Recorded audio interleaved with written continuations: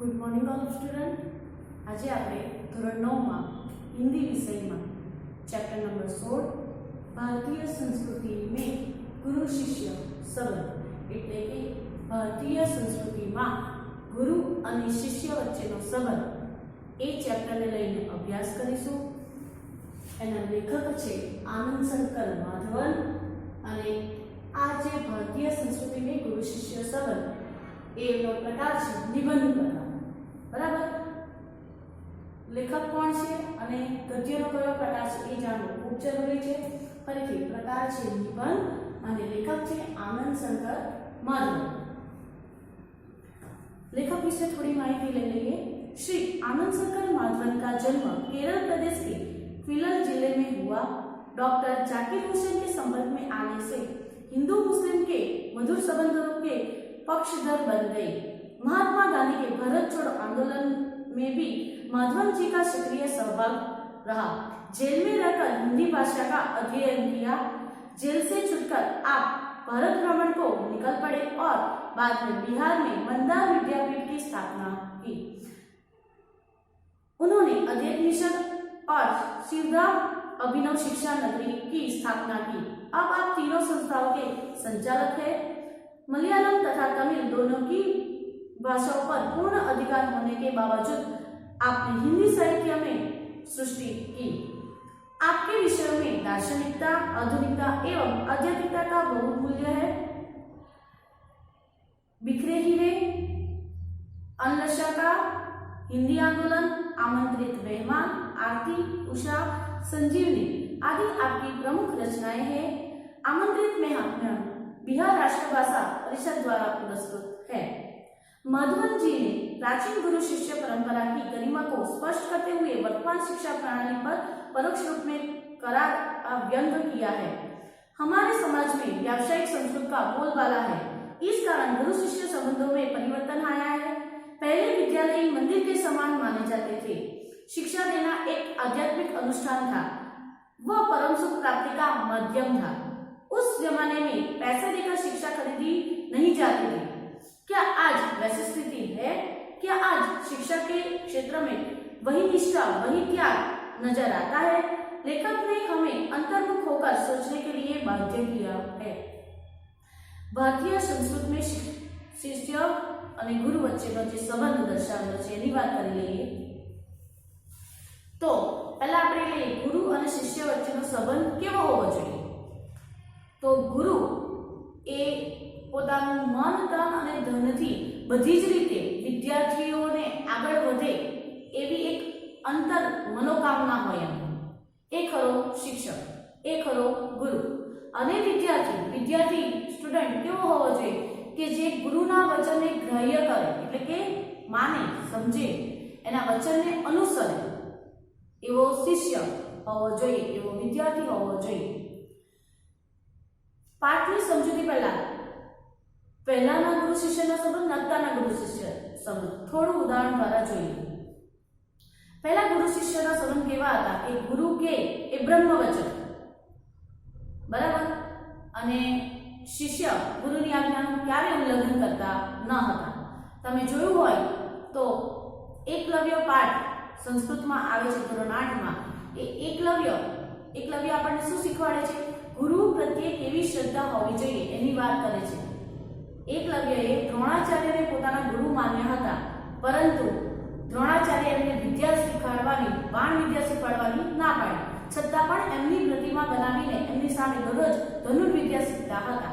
દ્રોણાચાર્ય એમ કીધું કે તે મારી પ્રતિમા બનાવી છે અને મને ગુરુ માન્યો છે, તો ગુરુ દક્ષિણા તરીકે હું કંઈ માંગુ તો મને જમણા હાથનો અંગૂઠો આપ. તો એમણે શું કર્યું? એકલવ્યએ જમણા હાથનો અંગૂઠો આપી દીધો. આ છે ગુરુ શિષ્ય વચ્ચેના સંબંધ. બરાબર. શિષ્યની વાત કરીએ તો શિષ્ય કેવો હોવો જોઈએ? એકલવ્ય જેવો. કેમ? ગુરુનું વાક્ય બ્રહ્મ માને. એમને પ્રશ્ન નહીં ઉઠાવ્યો કેમ, શું કરવા, શા માટે. હવે અત્યારની પરિસ્થિતિ આપણે જો ગુરુ કંઈક કહે છે તો શિષ્ય સામે પ્રશ્ન ઉઠાવે છે. કેમ, શા માટે, શું કરવા. પહેલી વાત તો એમ કહેવાય છે સંસ્કૃતમાં શ્રદ્ધાવાન લભતે જ્ઞાનમ. શ્રદ્ધાવાળો વ્યક્તિ જ જ્ઞાન પ્રાપ્ત કરી શકે. શ્રદ્ધા બે રીતે હોય. એક તો તમને પોતાનામાં આત્મવિશ્વાસ હોવો જોઈએ, સેલ્ફ કોન્ફિડન્સ, અને બીજું તમને ગુરુ પ્રત્યે તમારે શિષ્ય છો તો શિક્ષક પ્રત્યે તમને શ્રદ્ધા હોવી જોઈએ, તો જ તમે એમની પ્રત્યેથી જ્ઞાન પ્રાપ્ત કરી શકશો. બરાબર. આ થયું ગુરુ શિષ્યની વાત. પહેલાના જમાનામાં શિષ્ય ગુરુના ઘરે ભણવા જતા હતા, વિદ્યાર્થી ગુરુના ઘરે ભણવા જતા હતા. એમનું જે ગુરુનું સ્થાન છે એ ભગવાનના સ્થાન દરજ્જા પ્રમાણે હતું. એમ કહેવાય છે કે એક શિક્ષક 100 માતાની ગરજ સારે. બરાબર. 100 માતાની ગરજ સારે છે, એટલે એક શિક્ષક 100 માતા બરાબર કામ કરી શકે છે. વિદ્યાર્થી ગુરુને ભગવાન માનતા હતા. જ્યારે અત્યારની પરિસ્થિતિ જુઓ, સ્ટુડન્ટ માત્ર શિક્ષકને શું માને છે? ઓકે, ટીચર છે, ભણાવે છે, ભણ્યું, ઓકે, આવડું નહીં આવડું પૂરું. પ્રાચીન જમાનાની વાત કરીએ તો પ્રાચીન જમાનામાં ગુરુને મહત્વનું સ્થાન અપાતું હતું, જ્યારે અત્યારે વિદ્યાર્થી ગુરુને જોઈએ એટલું સ્થાન આપતા નથી.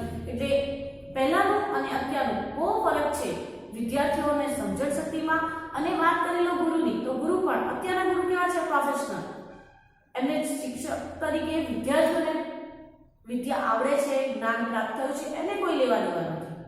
એમને કે શેનાથી મતલબ છે? પૈસાથી. હા, બધા ગુરુ એવા નથી અને બધા શિષ્ય પણ એવા નથી, પરંતુ ક્યાંક થોડો પ્રાચીન અને અર્વાચીન, એટલે કે પ્રાચીન અને અત્યારે આધુનિક સમયમાં ગુરુ શિષ્યના સંબંધમાં થોડો ફેરફાર થયો છે. તો આપણે હવે પાઠની સમજૂતી તરફ આગળ વધીએ. हमारे समाज में व्यावसायिक संस्कृति का बोलबाला है, એટલે કે આપણા સમાજમાં व्यावसायिक संस्कृति નો પ્રચલિત છે. इसी कारण गुरु शिष्य संबंधों में परिवर्तन आया है. એટલે શું થયું છે? ગુરુ અને શિષ્યના સંબંધમાં પણ પરિवर्तन થયું છે. पहले विद्यालय मंदिर के समान माने जाते थे. शिक्षा देना एक आध्यात्मिक अनुष्ठान था. पहला विद्यालय एक मंदिर समान હતું. એટલે તો નામ કેટલું સરસ પાડે છે, વિદ્યાલય, વિદ્યાનું આલય, આલય એટલે કે મંદિર. શિક્ષા દેના એક આધ્યાત્મિક અનુષ્ઠાન था. એટલે તમે જેમ આધ્યાત્મિક કર્મ કરો છો ધર્મનું, એમ શિક્ષા આપવી એ પણ શું હતું? એક આધ્યાત્મિક ધર્મ હતો. वो परमेश्वर प्राप्ति का एक माध्यम था. એ પરમેશ્વર પ્રાપ્તિનું, એટલે એમ કહેવાય પહેલા કે ધર્મ, અર્થ, કામ, મોક્ષ. તો ચોથું જે આપણે મોક્ષ, તો મોક્ષનો પ્રાપ્ત કરવાનો એક માર્ગ હતો પહેલાના જમાનામાં. पैसे देकर शिक्षा खरीदी नहीं जाती थी. પહેલાના જમાનામાં પૈસા આપીને શિક્ષા મેળવવામાં આવતી ન હતી. आज स्थिति बिल्कुल बदल गई है. आज स्थिति बिल्कुल विपरीत થઈ ગઈ છે. और अब शिक्षण कार्य पेट पालने का साधन बन गया है. હવે શિક્ષણ કાર્ય કેવું થઈ ગયું છે કે પોતાનો ગુજરાન ચલાવવા માટે, પોતાના પેટનો ખાડો પૂરવા માટે એક રોજગારીની રીતે એને લેવામાં આવે છે. શિક્ષક વિદ્યાર્થીઓને જ્ઞાન માટે નહીં, પણ પોતાના સ્વ વિકાસ માટે અને આર્થિક વિકાસ માટે આ કાર્ય કરે છે, એટલે કે પ્રોફેશનલ ધંધો કરે છે. जिसे भारतीय संस्कृति कहा जाना चाहिए वह आज भारतीय मानसिक क्षितिज में क्रियावान नहीं है. એમ કહેવાય છે કે જેને ભારતીય સંસ્કૃતિ કહેતા હતા, ગુરુ શિષ્ય પરંપરા, એ આજે ભારત લોકોની, એટલે કે ભારતના લોકોની માનસિકતામાં રહ્યું નથી. आज एक प्रकार की अव्यवस्थित व्यावसायिक संस्कृति व्याप्त है. आज કેવું છે? એક પ્રકારની અવ્યવસ્થિત, કે જેની કોઈ વ્યવસ્થા નથી, એવી વ્યવસાયિક એટલે કે ધંધો રોજગારની રીતે આ સંસ્કૃતિ ચાલી આવી છે. जिसकी जड़ शायद यूरोप में है. એના મૂળ ક્યાં હતા? યુરોપમાં. આવી રીતે શિક્ષણ કાર્ય ક્યારે કરવામાં આવતું હતું? ક્યાં કરવામાં આવતું હતું? તો યુરોપમાં. જ્યારે આપણી શિક્ષણ પ્રણાલી કેવી છે? શિષ્ય ગુરુના ઘરે, ગુરુ આશ્રમમાં જાય, ભણે, ત્યાં કોઈ પૈસા આપવાના નહોતા, કશું નહીં. હા, ભણી લીધા પછી છેલ્લે ગુરુ દીક્ષા આપવાની હતી. ગુરુ જે માંગે તે આપવાનું હતું. અને ગુરુ પણ શિષ્યના અર્થમાં, શિષ્યના જે સારું હોય, શુભ હોય, કલ્યાણ હોય, એ રીતે જ ગુરુ દક્ષિણા માંગતા હતા. એવું નહીં કે ભાઈ ચાલો તમે આટલા વર્ષ ભણેલા છો તો મને આટલા પૈસા આપો. પૈસાની ક્યારેય વાત હતી નહીં. જ્યારે અત્યારે કેવું છે? શિષ્ય ભણાવે છે અને શિષ્ય પાસે શું લે છે? પૈસા લે છે. भारत के सार्वजनिक व्यवहार में गुरु शिष्य संबंध का भी तद अनुरूप परिवर्तन हो गया. यूरोपનું જોઈને ભારતમાં પણ શું થઈ ગયું? પરિવર્તન થઈ ગયું. यहाँ गुरु वेतनभोगी नहीं होते थे और न शिष्य को ही शुल्क देना पड़ता था. गुरु पैसा नહોતા લેતા અને શિષ્યને નહોતા પૈસા આપવાના. પણ શું કહે છે? पैसे देकर विद्या खरीदने की यह क्रय विक्रय पद्धति निसंदेह उस भारतीय मिट्टी का उपजन नहीं है. पैसा આપીને ભણવું, ભણાવવું ये अपनी भारतीय संस्कृति नहीं. शिक्षणालय एक प्रकार के आश्रम अथवा मंदिर के समान थे. गुरु को साक्षात परमेश्वर ही समझा जाता था। विद्यालय केवुं हतुं? मंदिर समान हतुं અને ગુરુને કેવા સાક્ષાત પરમેશ્વરનું રૂપ માનવામાં આવતું હતું। શિષ્ય પુત્ર से अधिक प्रिय होते थे। शिष्य પોતાના પુત્રથી પણ अधिक प्रिय होता હતા गुरु ने। यहाँ सम्मान मिलना ही शक्ति पाने का रहस्य है। गुरु शिष्य संबंध में मुख्य शू है? शिष्य द्वारा अपातु गुरु ने सम्मान।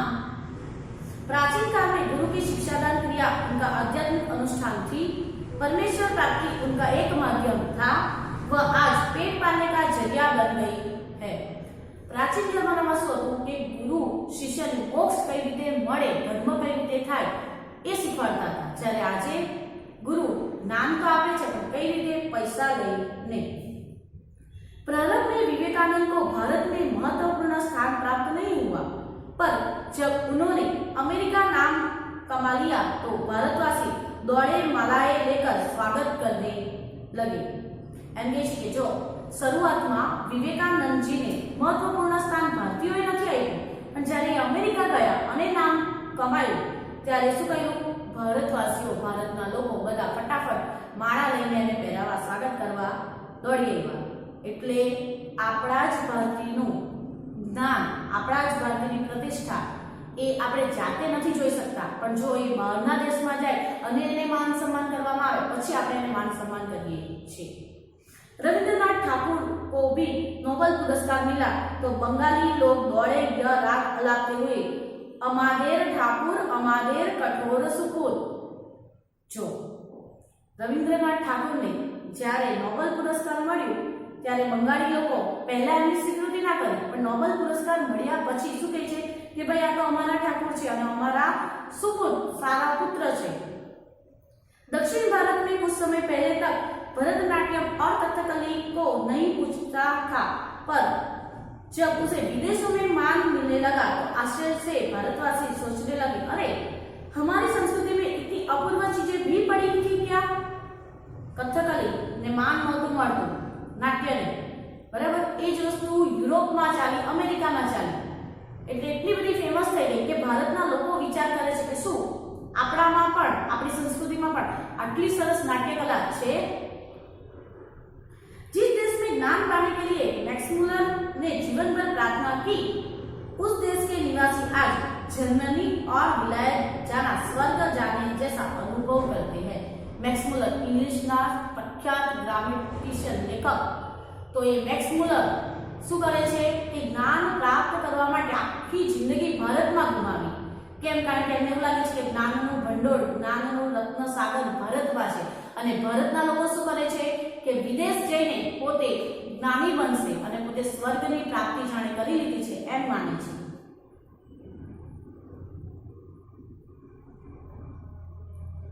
ऐसे लोगों को प्राचीन गुरु शिष्य संबंध की महिमा सुनाना गधे को गणेश सिखाने जैसा व्यर्थ प्रयास ही हो सकता है।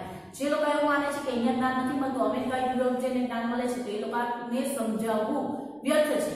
ઉદાહરણ આપેલું છે કે જે રીતે ગધેડાને તમે ગણિત ભણાવો તે કંઈ ભણવાનો છે, એમ નથી આવડવાનું, ગણિતનું જ્ઞાન નથી મળવાનું, તો એ કેવું છે? વ્યર્થ। એવી રીતે જ આ પણ જે લોકોને ગુરુ શિષ્ય સંબંધ પ્રણાલીનું જ્ઞાન નથી અને તમે સમજાવો એ કેવું છે? વ્યર્થ છે। एक बार सुप्रसिद्ध भारतीय पहलवान गामा मुंबई आए, जो सुप्रसिद्ध भारतीय पहलवान, उन्होंने विश्व के सारे पहलवानों को कुश्ती में चैलेंज दिया। हमने શું કહ્યું? ભારતીય પહેલવાને વિશ્વના બધા જે પહેલવાનો હતા એને શું કહ્યું? कुश्तीમાં ચેલેન્જ કરી। अखबारों में यह समाचार प्रकाशित होते ही एक पारसी पत्रकार ने उत्सुकतावश उनसे निकट पहुंचकर उनसे पूछा, साहब, विश्व के किसी भी पहलवान से लड़ने के लिए आप तैयार हैं तो आप अपने अमुक शिष्य से ही लड़कर विजय प्राप्त करके दिखाओ। जो ए जे भारतीय लड़वैयो छे શું કહે છે કે જો તમે આટલા બધા પહેલવાન છો તો પત્રકાર એને સવાલ પૂછે છે કે તમે બધાને ચેલેન્જ આપો છો, એના કરતાં તમારા જે શિષ્ય છે એને તમે શું કરો? એની સાથે લડીને વિજય પ્રાપ્ત કરો। गामा आजकल के शिक्षा क्रम में रंगे नहीं थे। आ गामा जी था शू था आज की शिक्षण प्रणाली से दंगिया न था, इसलिए उन्हें इन शब्दों ने हैरान कर दिया।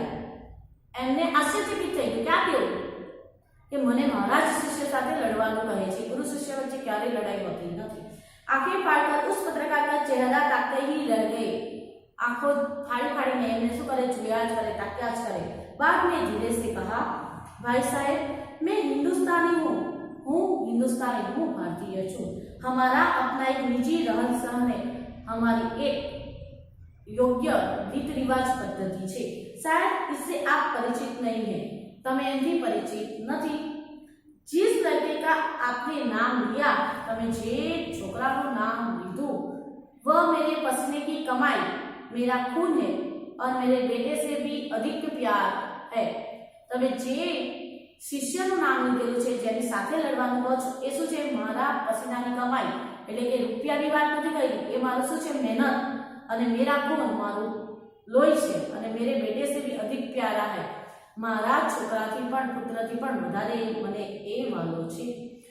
इसमें और मुझ में फर्क ही कुछ नहीं है, मारा અને મારા શિષ્ય વચ્ચે કોઈ ફરક નથી।